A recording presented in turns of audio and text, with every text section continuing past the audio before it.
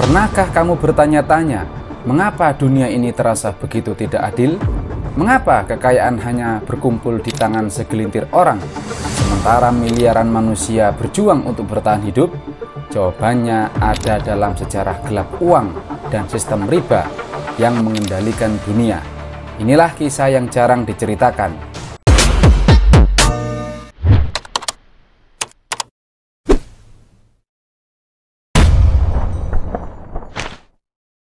Awal mula uang dan riba.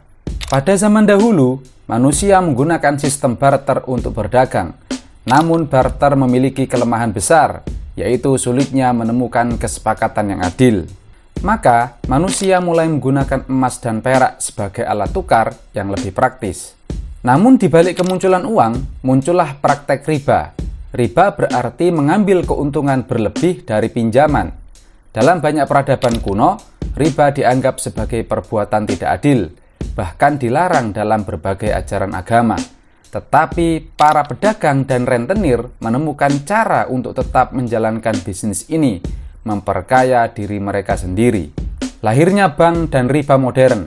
Abad ke-17 menjadi titik balik. Bank-bank mulai muncul di Eropa, seperti Bank of England yang didirikan pada tahun 1694. Mereka menemukan trik baru, yaitu fractional reserve banking. Ini adalah sistem di mana bank hanya menyimpan sebagian kecil uang yang sebenarnya mereka pinjamkan, sementara sisanya dipinjamkan dengan bunga. Ini adalah awal dari skema besar yang mengubah uang menjadi alat kontrol. Bankir mulai mempengaruhi ekonomi, menciptakan inflasi, dan memanipulasi suku bunga untuk keuntungan mereka sendiri. Bagaimana rakyat biasa? Mereka harus bekerja lebih keras hanya untuk bisa membeli barang yang sama. Bagaimana riba menguasai dunia? Pada abad ke-20, sistem keuangan dunia semakin dikendalikan oleh segelintir elit. Tahun 1913, Federal Reserve didirikan di Amerika Serikat. Bank ini bukan milik pemerintah, melainkan dikelola oleh kelompok perbankan swasta. Dengan kekuatan mencetak uang dan mengendalikan suku bunga, mereka bisa membuat krisis finansial kapan saja sesuai kepentingan mereka. Bagaimana cara mereka menguasai dunia? Jawabannya adalah utang.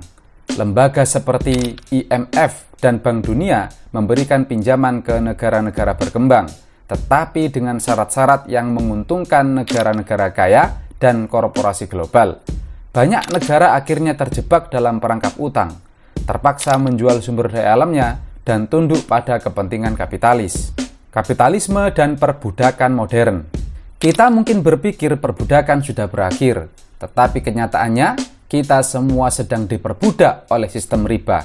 Kredit, pinjaman, kartu kredit, hipotek rumah, semuanya adalah jebakan yang dibuat untuk memastikan bahwa kita terus bekerja hanya untuk membayar bunga. Para kapitalis tidak perlu mengendalikan kita dengan rantai fisik. Mereka cukup mengendalikan kita dengan utang. Saat kita terlilit utang, kita kehilangan kebebasan. Kita harus bekerja sesuai keinginan sistem, mengikuti aturan mereka, dan tidak bisa keluar dari permainan ini. Masa depan menuju diktatorship digital. Sekarang kita memasuki era baru, yaitu uang digital.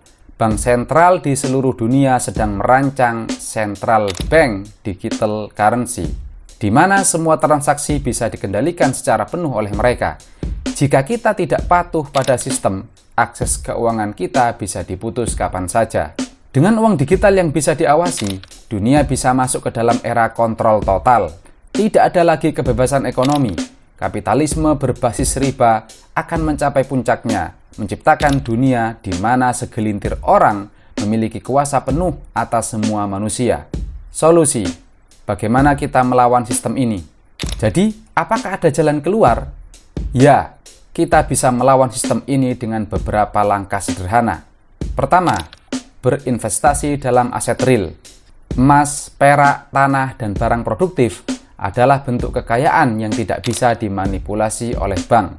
Kedua, mengurangi utang dan gaya hidup konsumtif. Jangan terjebak dalam sistem kredit dan cicilan yang hanya menguntungkan kapitalis. Ketiga, mendukung ekonomi berbasis keadilan, seperti koperasi, bisnis berbagi hasil, dan sistem keuangan tanpa riba. Keempat, menyebarkan kesadaran. Semakin banyak orang memahami sistem ini, semakin besar kemungkinan untuk melakukan perubahan. Sekarang, pertanyaannya adalah, apakah kita akan terus menjadi budak sistem ini?